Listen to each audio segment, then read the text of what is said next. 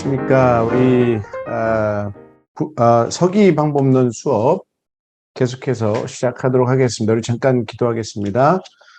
존귀하신 하나님, 우리 서기 방법론 수업이 이제 한 학기의 중후반을 향하여 달려가고 있습니다. 하나님, 귀한 말씀에 천착하여 주께서 이루시고자 하시는 말씀을 한치 오류도 없이 정확하게 우리가 또 이해하고 그 뜻을 선포하며 하나님의 백성들을 세워나가기를 원합니다.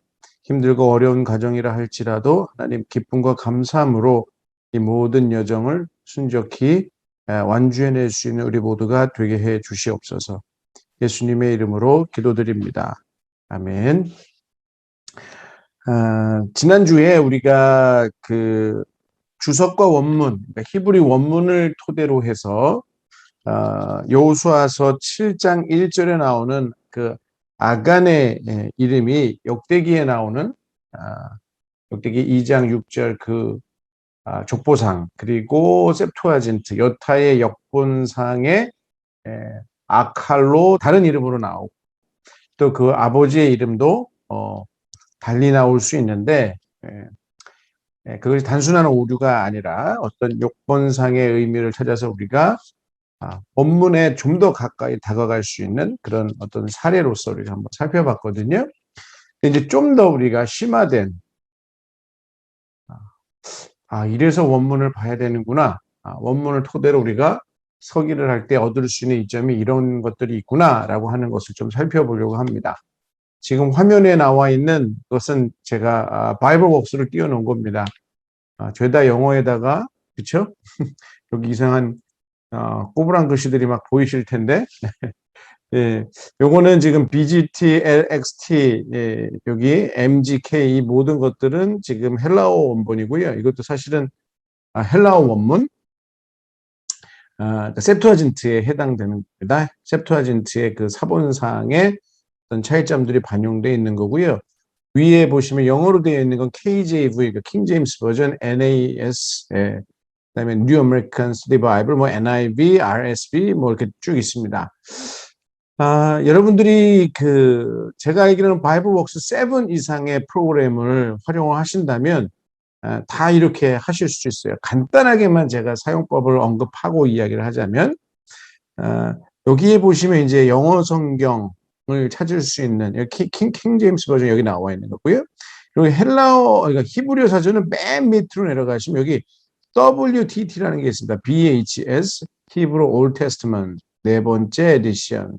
네, 바로 위에가 웨스트민스터 히브리 OT 모폴로지 이렇게 나와 있고요. 요 두 가지 정도만 클릭을 해 놓으시면 여기에 이제 히브리어 본문이 반영되는 거고요. 그 다음에 이제 중간에 여기 NIV 보이실 거고, NLT도 보이실 거고, 뉴 킹 제임스 버전도 보이실 거고, 그쵸? 그 다음에 여기, 헬라어로는 좀 더 위로 올라가시면, 여기 MGK, 그쵸? LXT, 여기 셉투아진트, 그 뒤에는 이제 버전의 이름이 나와 있는 거고, 이런 것들을 클릭해 놓으시면, 바로 여기에 전부 다 그것들이 뜨게 되어 있습니다. 한꺼번에. 그 다음에 이렇게 이제 찾고자 하는 책을, 본문을 입력을 하시면, 이렇게 쭉 뜨게 되어 있어요.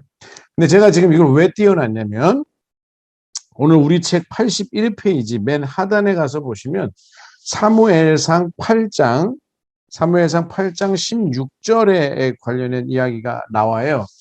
왔다 갔다 해야 되는데 오늘 제 얼굴을 띄울 필요가 굳이 있을까 싶은데 그 8장 16절에 가서 보시면 일단 개역 개정을 한번 가서 보세요. 개역 개정 성경에 가서 보시면 그날의 너희는 너희가 택한 왕으로 말미암아 아니군요. 16절 위에네요. 그가 또 너희의 노비와 가장 아름다운 소년과 그렇죠? 나귀들을 끌어다가 자기 일을 시킬 것이며 이렇게 나와 있습니다. 근데 이제 여러분들이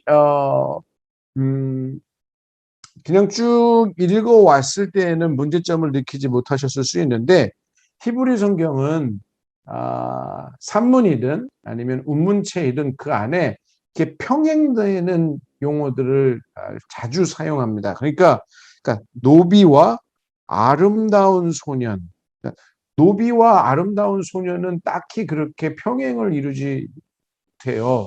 노비들보다는 뭐 남종이든 여종이든 아니면 노비와 그 밑에 보시면 나귀 이런 말이 나왔기 때문에 그 수준에 준하는 뭔가가 나오는 것이 훨씬 더 자연스러운데 여기 갑자기 가장 아름다운 소년들 이렇게 나와 있거든요. 사실상 이게 이제 뭐 복수로 되어 있습니다. 그래서 여기 보시면 일단 킹 제임스 버전 같은 경우에는 your men servants and your maid servants and 여기 good list young men이라고 갖다 놨어요. 그런데 여기 NIV에 가서 보시면 your cattle and donkey 분명히 아름다운 소년들로 번역이 되어 있지 않습니다. 개역개정과 NIV에 분명히 차이점이 보이고요. 그 다음에 여기 RSV 같은 경우에 the best of your cat이라고 나와 있습니다. 여기도 역시 NIV와 RSV는 킹 제임스 버전과 분명히 달리 번역되어 있어요. 이렇게 될 경우에는 이제 역본상의 차이가 존재한다 이렇게 생각하셔도 틀리지 않습니다. 그래서 이제 제가 여기 우리 책에 나와 있는 히브리 원문을 보려고 하는 건데 이게 조판이 너무 조악해요. 출판사에 한번 정식으로 항의를 제가 할 겁니다. 너무 오타도 많고요. 잘못된 것들이 너무 많아서. 어쨌든 그래서 제가 히브리 원문을 좀 더 제대로 좀 보여드리고 싶어서 이걸 띄운 겁니다. 여기 보시면 베트 바후레 이캠이라고 나와 있습니다. 중요한 것은 바로 여기예요. 여기 바후레이캠 이렇게 돼 있어요. 그러니까 이 말은 여러분들이 여기 사진 얼굴이 있어서 조금 그런데 이 해당 단어에다가 이렇게 커서를 갖다 대시면 그리고 왼쪽 키를 이렇게 누르시면 변동이 없어요. 그럼 여기 가서 보시면 여기 바후르라고 하는 단어에 대한 설명들이 쭉 나옵니다. Common masculine plural construct. 그러니까 일반 남성 복수 형태의 명사이고요. 그 다음에 construct, 연계가 되었다. 왜? 뒤에 이제 어미가 붙었기 때문입니다. second person, 2인칭, 남성, plural, 복수형 어미가 여기 acam 이렇게 붙은 것이죠. 원형은 말 그대로 여기 단수형은 바후르예요. 바후르의 복수형이 된 것이죠. 그래서 지금 여기 영맨 이렇게 된 것인데 지금 이 바이블 웍스 자체에는 아파라투스, 그러니까 성경 자체에 제가 분명히 BHS를 살펴보시면 아파라투스라고 그래서 이렇게 역본상의 차이가 있는 경우에는 여기에 분명히 무슨 표시가 있어요. 이건 BHS가 아니기 때문에 그래요. BHS 성경을 살펴보시면 여기에 무슨 표시가 있고 그 표시가 있는 아래 하단의 각주, 아파라투스라고 그러는데 거기 가서 보시면 다른 설명이 나와 있는 경우들이 있다는 거예요. 얘는 분명히 다른 설명들이 존재합니다. 일단 여기 셉투아진트가 나와 있으니까 그냥 이야기를 할게요. 우리 책 82페이지에 가서 보시면 이렇게 나와 있습니다. 여기 그죠? 보시죠? 타 보이시죠? 여기 부콜리아 퀴몬타 아가다 이렇게 나와 있습니다. 여기 부콜리아가 바로 영맨에 해당하지 않고 바로 가축대라는 말인 것이죠. 그러니까 지금 헬라어 판본 혹은 헬라어 역본, 그러니까 지금 여기 셉투아진트도 마찬가지고요. 다 지금 여기를 아름다운 소년, 우리 한글 성경에는 그것도 복수인데 또 단수로 번역을 해놨어요. 그러니까 아름다운 소년이 아니라 좋은 가축대 이렇게 되어 있는 것이죠. 근데 지금 그러니까 RSV, NIV, 셉투아진트 다 지금 부콜리아, 가축대에 해당하는 번역으로 이루어져 있어요. 제가 보기에는 킹 제임스는 아파라투스를 참고하지 않은 번역인 것 같습니다. 이런 경우에 이제 킹 제임스 이런 경우들이 많기 때문에 킹 제임스의 번역의 완전성을 제시하는 분들은 그런 이야기들은 사실은 원문과 히브리어 원문, 헬라어 원문과 대조해 봤을 때는 이제 문제가 생겨요. BHS 성경 그 아프라투스를 살펴보시면 여기 그 밑에 바로 뭐라고 나와 있냐면 이제 이게 우리 책에 나와 있는 내용입니다. 82페이지 이 헬라어 본문 바로 밑에 나온 이야기거든요. 그쪽으로 제가 다시 한번 가서 설명을 드리겠습니다. 자, 여기 82페이지에 가서 보시면 여기 보이시죠? 가축대, 그렇죠? 가축대 또는 젊은이들 중 어느 쪽이 원래 원본의 의미와 더 가까운가라는 것이죠. 아니면 둘 다 원래의 것이 아니었는데 이렇게 기록된 것인가 이렇게 되는 것이죠. 근데 본문 비평의 가장 기본적인 원칙, 그러니까 뭐 여러 가지 원칙들이 있습니다. 제가 일일이 언급을 안 했기 때문에 기억이 나지 않으실 수 있는데 제가 이제 책을 읽어주십사 과제를 내드리고 있잖아요. 어디 읽어라라고 하는 것을 제가 올려놓은 사이버 캠퍼스에 그 과제란에 체킹을 하신 조회수가 다 뜨는데 2주차, 3주차 이후에는 조회수가 1도 없다는 것이 저를 조금 자괴감에 들게 만들고 있는데 그래도 저는 여러분들을 믿고 있습니다. 여전히. 근데 그 본문 비평의 가장 기본적인 원칙 중에 쭉 나와 있는 것들을 따라 보시면 여기 이 본문의 필사의 역사 속에서 어떠한 원래의 단어가 히브리어로는 젊은이들, 헬라어로는 가축대로 되었을 것인지를 결정하여야 할 필요성이 있다는 거예요. 자, 아프라투스 밑에는 미안한 말입니다만 젊은이들은 필사 과중에서 무엇인가가 바뀌었을 것이다라고 하는 글귀가 나와 있어요. 기록되어 있습니다. BHS 안에. 그러니까 저나 학자들이 추측을 했다는 게 아니라 여러분들 그 히브리어 성경을 살펴보시면 밑에 나와 있는 그 파트에 나와 있다는 것이죠. 몇 가지 이야기를 여기 나와 있는 대로 해보겠습니다. 자, 아까도 살펴봤습니다만 70인역의 부코리아라는 단어, 그렇죠? 이거는 바카라고 하는 단어를 번역해 놓은 겁니다.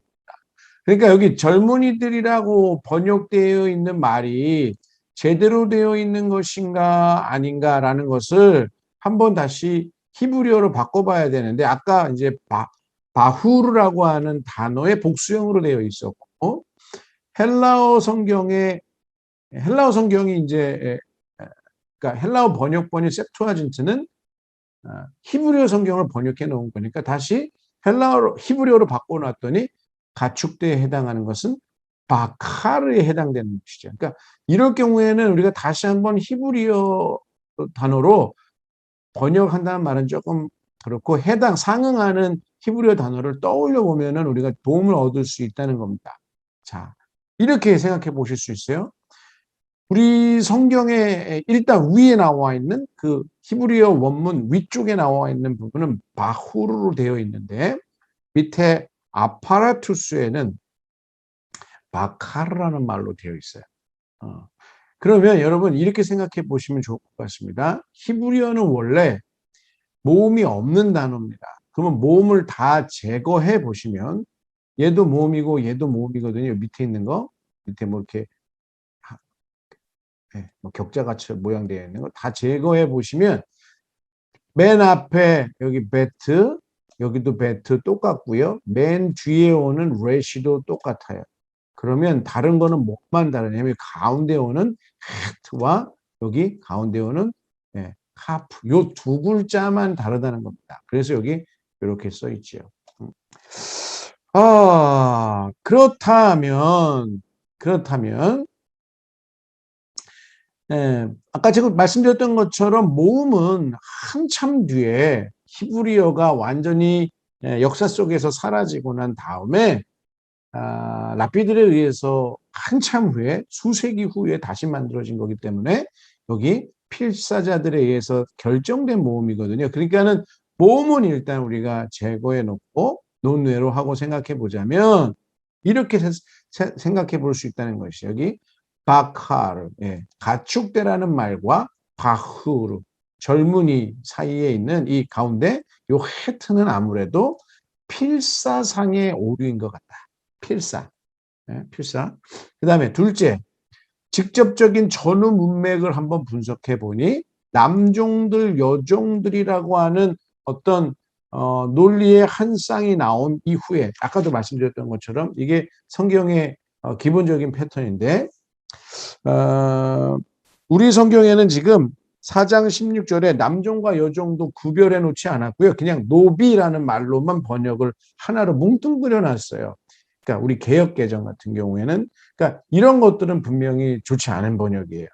그 다음에 그 밑에 보시면 남종들과 여종들은 분명히 쌍을 이루어서 제시가 되어 있는데 젊은이들과 나귀들은 이게 쌍을 이루지 않는다는 것이죠. 그렇다면 우리가 본문 비평, 본문의 의미를 쭉 추구하기 위해 찾아가기 위해서 BHS 히브리어 성경 자체 아래 뭐라고 나와 있는지 살펴봤더니 여기 여기 후 헤트가 있는 자리에 아파라투스 여기 A하고 여기 가로 쳐져 있죠. 그리고 여기에 카프가 들어가 있습니다. 그러니까 이것이었을 것인데 필사상에 헤트로 옮겨놓은 것 같습니다. 라는 표시가 거기에 붙어 있어요. 그럴 경우에는 우리가 이 바후르로 해석할 것이 아니라 바카르에 따라서 우리가 해석을 해야 된다. 그러니까 너희들의 좋은 가축대를 이렇게 우리가 해석을 해야 되는 것이죠. 그러니까 이 구절이 들어있는 본문이 바로 이스라엘 백성들이 사무엘을 찾아와서 우리도 열방과 같이 되기를 원하니 왕을 세워달라 이렇게 따지는 부분에 있습니다. 요청하는 부분. 그러니까 하나님이 이스라엘 백성들을 택하신 이유는 열방과 구별하시기 위해서, 그렇죠? 그들에게 하나님의 선택받은 백성으로서 하나님 당신의 통치와 다스림을 나타내는 통로가 되게끔 하시기 위해서 택하셨는데 이들이 지금 요구하는 것은 열방과 같이 되기를 원해요. 그러니까 우리에게 왕을 세워달라 이러는데 이제 사무엘이 뚜껑이 열려서 막 화가 난 채로 이제 하나님한테 찾아갔더니 하나님이 왜 너가 화를 내냐? 그렇죠? 이런 맥락으로 저희들이 내가 그들의 왕이 되는 것을 원치 않는도다. 이렇게 하시면서 오히려 뚜껑을 열어야 될 대상은 하나님이시다. 이렇게 얘기하시면서 그런 와중에도 하나님이 이스라엘 백성들에게 왕을 세우는 것을 허락을 하십니다. 그러니까 사사체제가 이제 왕정으로 전환되어야 할 필요성은 인정하시지만 열방과 같이 되고자 하는 그들의 목적과 어떤 그 방향성에는 반드시 제동은 걸어야 돼요. 그러니까 이스라엘의 왕이 열방의 왕들과는 분명히 독특한 구별되는 어떤 지위를 갖고 있거든요. 이제 역사서 수업을 통해서 여러분들이 들어보실 기회가 있을 텐데 어쨌든 그 와중에 너희들이 원하는 그런 왕이 세워지게 될 경우에는 이제 그 왕이 여러 가지 것들을 수탈하고 남종들과 여종들도 데려가고 가축대와 나귀들도 뺏어가서 그가 원하는 것을 하게 될 것이다. 이런 경고를 하는 부분에 들어있는 구절이 되겠습니다.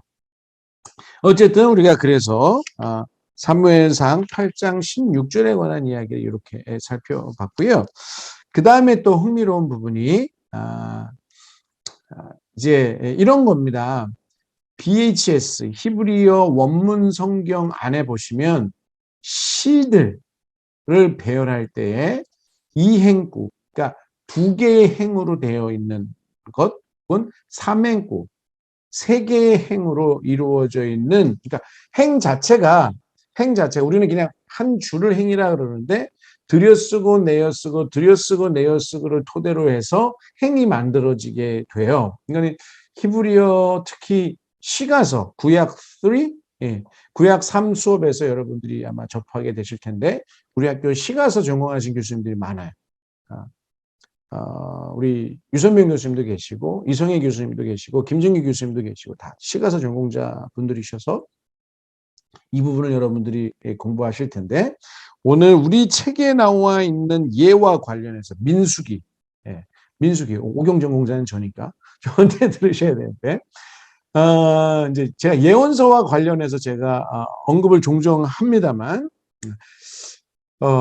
이 예언 그러니까 오경도 마찬가지입니다만 주로 어떤 역사적인 사건, 어떤 인물의 생애 예? 이런 것들을 이야기할 때는 주로 서사체로 진행이 됩니다. 기록되어 있는 형태 자체가. 그런데 야훼 하나님께서 어떤 예언자에게 당신의 말씀을 전해주셔서 선포하게 하셨을 때 이때를 우리가 이제 신탁이라고 불러요. 하나님께서 계시의 말씀을 전달하셔서 이제 선포하게 하신 것. 근데 대부분의 경우 이 신탁은 하나님께서 주신 말씀은 시의 형태로 구성이 되어 있습니다. 놀랍죠?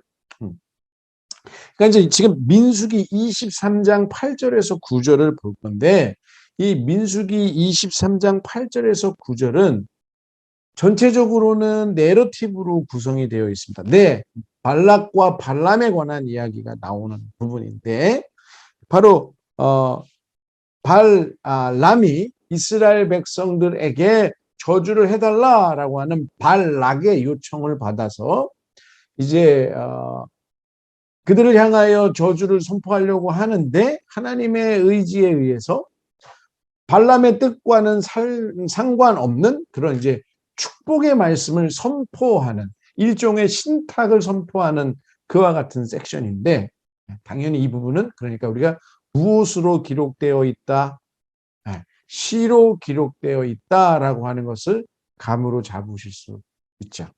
아주 중요한 이야기가 될 수 있는데 자, 여기 민수기 23장 8절에서 9절에 해당하는 여러분도 한번 여기 기록이 되어 있습니다만 해당되는 부분을 한번 펼쳐보시면 민수기 23장 8절에서 9절 발람이 이스라엘 백성들을 향하여 첫 예언, 그러니까 첫 번째 신탁의 말씀을 선포한 부분에 포함되어 있는 거예요. 그런데 여기 가서 보시면 히브리 여기 원문이 나와 있습니다만 이게 지금 오타가 너무 심해요. 여기 다 틀린 말이에요. 지금. 그러니까 이 부분만 가지고 일단 이야기를 해볼게요. 하나님이 저주하지 않으신 자를 내가 어찌 저주하며 이게 거꾸로 되어 있어요. 여기 지금 사실은 요게 여기에 있는 말이고요. 요게 그 다음에 요게 여기에요. 그러니까 내가 어찌 저주하겠는가? 하나님이 저주하지 않으신 자를 이렇게 되어 있고요. 그럼 여기도 마찬가지겠죠. 시니까 이제 평행으로 이루어져 있겠죠. 요 부분이 바로 여기에 해당하겠죠. 내가 어찌 꾸짖을 수 있는가? 누구를? 야훼께서 꾸짖지 아니하시거늘. 여기 이 부분이에요. 조금 지저분하니까 지울게요. 그런데 그렇다고 한다면 여기 잘은 모르지만 우리가 히브리 원문을 보면 비슷하게 뭔가 지금 진행이 되고 있다는 걸 아실 수 있어요. 여기 마 보이시죠? 마. 네. 여기도 마가 보이실 거예요. 여기 앞에 있는 우는 그냥 접속사 그리고라는 뜻입니다. 그리고라는 뜻이에요. 그러니까 마로 시작하고요. 그 다음에 뒤에 보시면 동사예요. 여기도 동사입니다. 저주하다, 꾸짖다. 그 다음에 맨 앞에 보시면 비슷한 히브리어를 안 들으신 분은 이게 비슷한 그림으로 앞부분이 시작된다는 걸 아실 수 있겠죠. 예. 글자예요.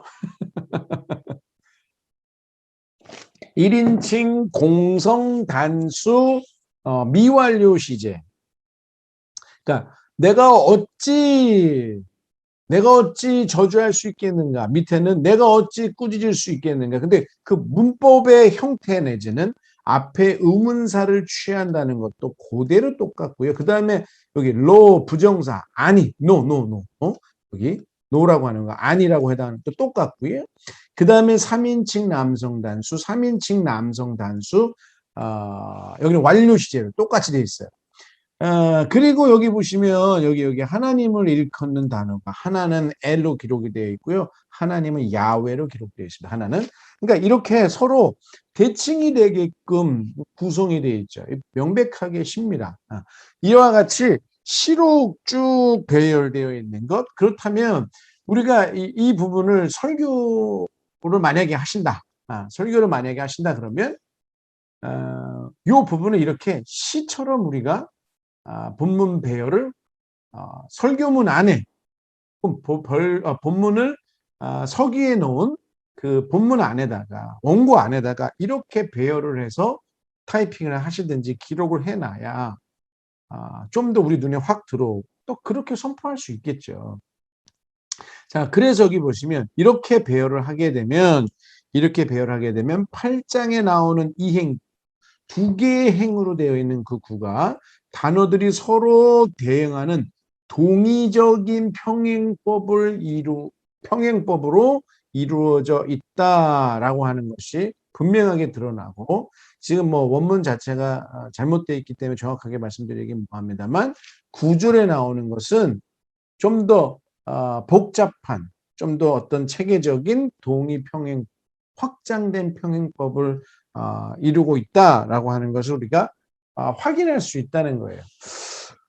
이 본문은 사실은 그러니까 발람과 관련된 본문, 우리가 설교해야 될 본문입니다. 그러니까 천편일률적으로 이 지금 발람에 관한 이야기가 나오는 22장, 23장, 24장 요 파트를 단순히 거짓 선지자 이렇게 발람 거짓 선지자 이런 식으로만 설교할 수는 없어요.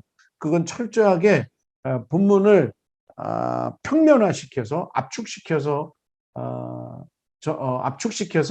본문이 가지고 있는 풍성한 의미를 굉장히 많이 축소하거나 빠뜨리게 되는 것이죠. 그렇게 되면 이제 축소주의 내지는 환원주의가 되는데, 풍성하게 그가 지금 하나님의 의도에 의해서 본인은 정작 저주하려고 했을지 모르지만 정작 하나님의 의지, 하나님의 뜻에 의해서 이스라엘 백성들을 향하여 복을 선언했다. 하나님께서 가지고 계신 그 계획에 따라서 예언을 하게 됐다. 그 신탁의 말씀은 그렇다면 거짓이 아니라 참이겠죠. 좀 자세하게 좀 깊이 생각해 보아야 할 필요성이 있어요. 여러분,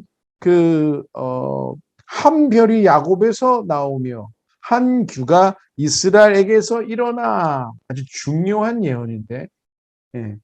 그러니까 야곱의 가문에서 예수 그리스도가 태어나실 것을 본격적으로 예언하는 한 구절이 바로 이 발람의 예언에서 나옵니다. 24장인가요? 네, 24장 17절에 가서 보시면 나오고, 아주 중요한, 그러니까 전부 다 그냥 뭐랄까 거짓 예언자, 그래서 이 사람이 한 예언 모두를 갖다가 집어서 던져버리는 그와 같은 실수는 범하시면 안 돼요. 하나님께서 그의 의지를 생각을 바꾸게 하셨는지, 아니면 말하고 있는데 그 혀가 돌아가게 해서 그렇게 예언의 내용을 바꾸셨는지 모르지만 실제적으로 선포된 내용은 하나님의 신탁의 말씀이었죠. 그렇죠? 그렇다면 그 내용도 우리가, 물론 거짓 예언이라고 했을 때는 무엇이 거짓 예언이었는지를 상세하게 살펴봐야 되겠죠. 그러니까 이런 부분도 우리가 자세하게 서기해야 한다. 어쨌든 시로 되어 있는 부분들은 우리가 시로 좀 배열을 해서 어떻게 평행을 이루고 어떻게 그 내용들이 전개되고 있는지를 살펴봐야 돼요. 그 밑에 나오는 내용들 평행을 굳이 따지지 않더라도 굉장히 의미 있는 그와 같은 구절들이라는 것 쉽게 확인하실 수 있습니다. 자, 85페이지로 가겠습니다. 85페이지. 자, 이제 번역에 관한 이야기입니다. 사역, private translation. 원문에 대한 어떤 번역을 시도하는 것인데, 물론 어렵죠. 어렵습니다. 근데 이제 여기에서 이제 제가 여러분들에게 어떤 기본적인 마지노선으로 요구하고 싶은 바가 있는데, 조금만 설명하면서 말씀드릴게요. 자, 주요한 현대 역분들 속에서 발견되는 번역문들에 단순히 의존하지는 않았으면 좋겠어요. 제가 서기를 설명하면서 이제 뭐 앞부분에 있었던 차시에서 말씀드렸던 것 같은데, 어떤 분들은 개역개정이 하늘에서 그냥 어느 날 아침에 뚝 떨어진 것처럼 생각하시는 분들이 있는데 절대 그렇지 않습니다. 히브리 원문 자체도 그렇게 주어지지 않았어요. 개역 개정의 번역인데 이걸 막 히브리 원문에는 헬라어 원문에는 그렇게 기록되어 있지 않다. 그러면 막 오히려 히브리 원문에 관한 이야기를 그러니까 원문보다도 번역본에 대한 권위를 더 높이시면 안 되죠. 곤란하죠. 아까도 살펴봤잖아요. 우리 아까 그 사무엘상 8장에 나오는 그 구절이 미국 영어 번역본과 비교해 봤을 때 상당히 좀 아쉬운 부분들이 있다는 거 살펴봤습니다. 물론 우리가 그래서 원문 자체에 대한 번역을 어느 정도 개인적으로 아까 뭐 바이블웍스도 있고 나중에 또 기회가 된다면 제가 어코던스나 또 로고스 바이블을 활용하는 것을 또 보여드릴 수 있겠습니다만 이런 프로그램들을 동원하셔서 사전도 동원하시고 2차적인 자료들도 동원하셔서 왠지 본문의 뜻이 분명하게 전달되지 않는다고. 그렇죠? 내가 분명하게 그 뜻을 개념을 캐치하지 못했는데 어떻게 성도들에게 정확하게 우리가 가르쳐 줄 수 있겠어요? 이럴 때는 하나님의 말씀을 맡은 자들의 거룩한 의무, 그건 뭐냐면 그걸 분명히 계속해서 파고 연구하고 무릎 꿇고 하나님께 기도해서 그 뜻을 어느 정도는 확신을 가지고 전할 수 있을 만큼 그것을 파악해야 그것을 전달할 수 있겠죠. 그래서 여러분들이 이 번역을 한번 시도해 보는 겁니다. 가능하다면. 그렇지 않다면 미리 답을 드리자면 여러 가지 역본들을 한번 비교해 보는 데까지는 가자. 자, 가장 기본적인 거 개역 개정과 제가 누누이 말씀드립니다만 개역 개정과 표준세 번역과 공동 번역 뭐 이 정도 놔두고 서로 비교해 보면서 의미를 좀 찾아가자. 그러니까 내가 단순히 익숙하다, 편안하다, 이게 너무 간지러워, 뭐 이런 거 말고 본문이 가지고 있는 뜻을 위해서 여러분들이 좀 비교해 가면서 의미를 찾아가야 될 필요성이 있다는 겁니다. 왜냐하면 지금 공역으로 번역되어 있는 한글 성경 그것들만이 그것들만으로 완전하다 할 수 없기 때문에 그래요. 몇 가지 여기 나와 있는 이야기를 좀 말씀드려 볼게요.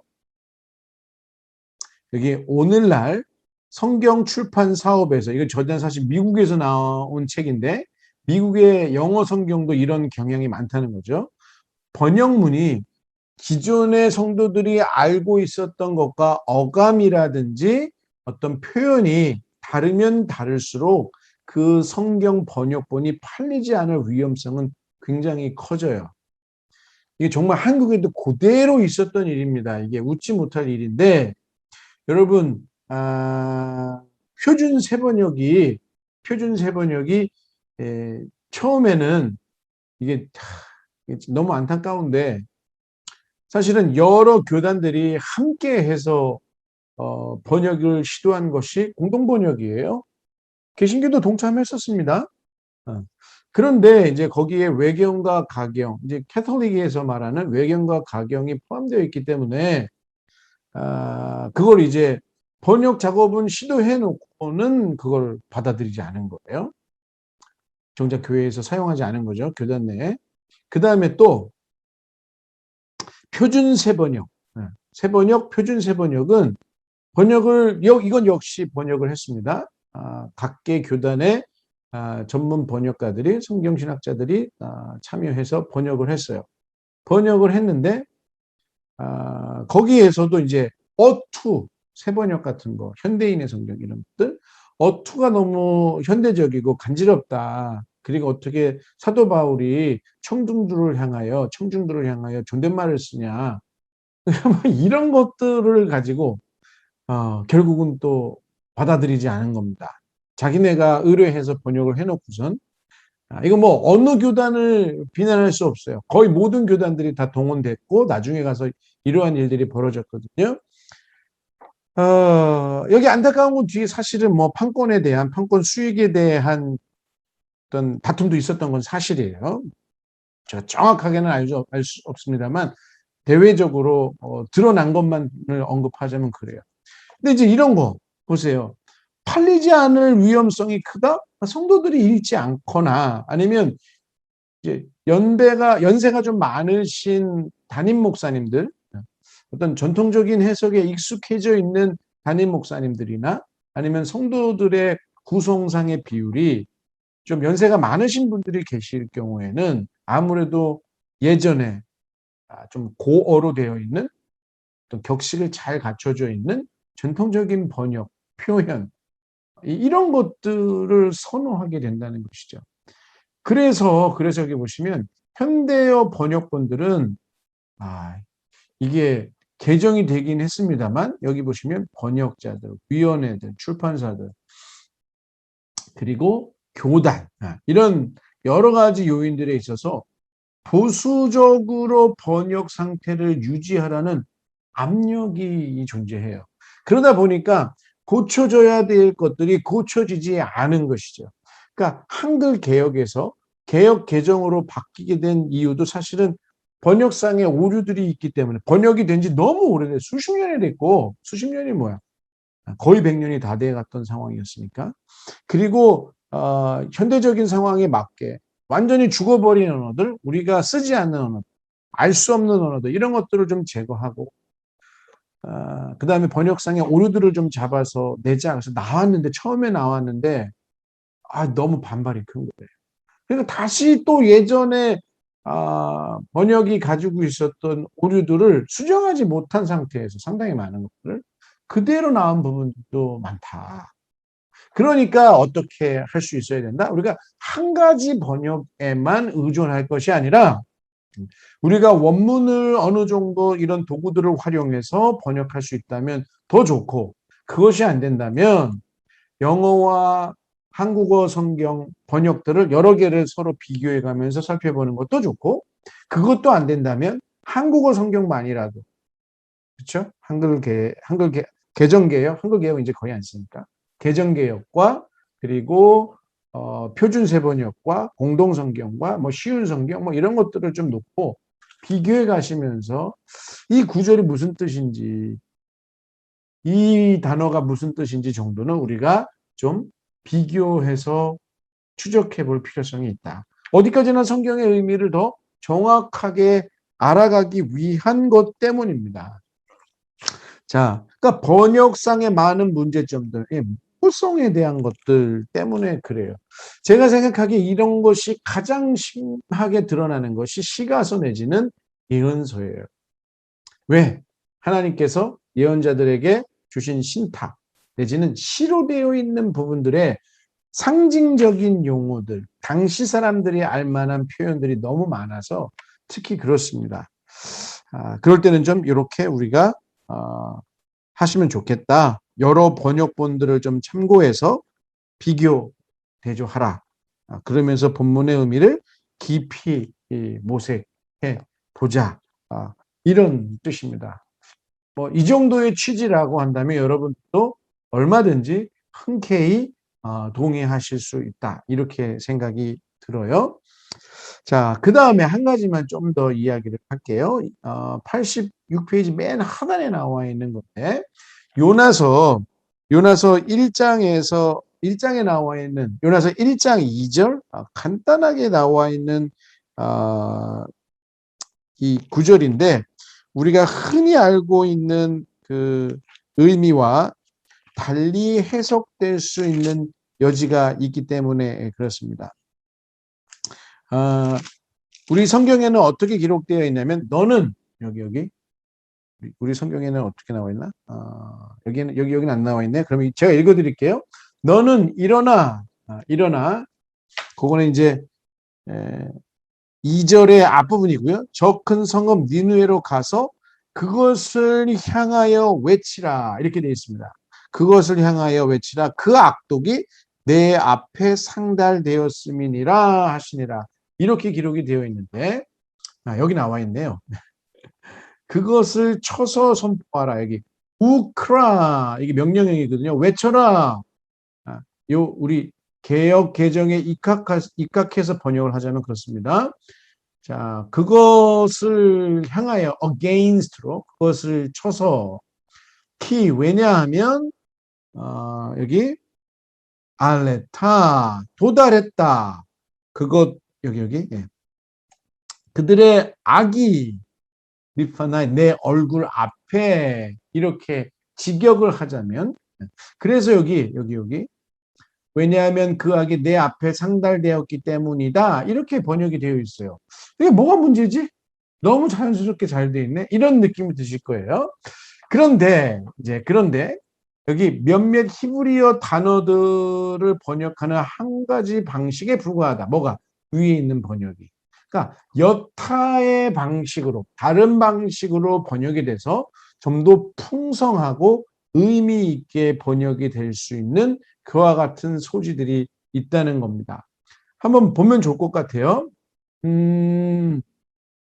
자, 여기 보시면 맨 밑에 여기 그 두 번째 단어 알레이하 여기 요거입니다. 요거에 전치사 알 뒤에 인칭 어미가 붙은 건데 요걸 제거해 버리면 여기 나와 있는 것처럼 알이라고 하는 어근이 등장하거든요. 이게 against라는 뜻으로도 생각해 볼 수 있습니다만 뭐뭐에 관하여라는 의미로도 쓰이거든요. 그리고 뒤에 키는 왜냐하면 이란 것도 되지만 대절 즉 뭐뭐뭐뭐뭐뭐뭐 이런 뜻도 되고요. 라가 그들의 악이라고 제가 말씀드렸는데 이게 환란, 재난을 뜻하기도 합니다. 그래서 여기 알라 여기 지금 리프나 맨 마지막에 나와 내 얼굴에 상달되었다. 내 얼굴 앞에. 네, 얼굴 앞에 상달되었다라는 말은 하나님이 보신다는 거죠. 나의 주목을 받았다. 바꾸어서 얘기하면 그들의 환란이 뭐죠? 니느웨에 임하게 될 그 환란을 야훼 하나님이 내가 지금 주목하고 있음을 선포하라. 그러니까 우리가 기존에 가지고 있는 해석은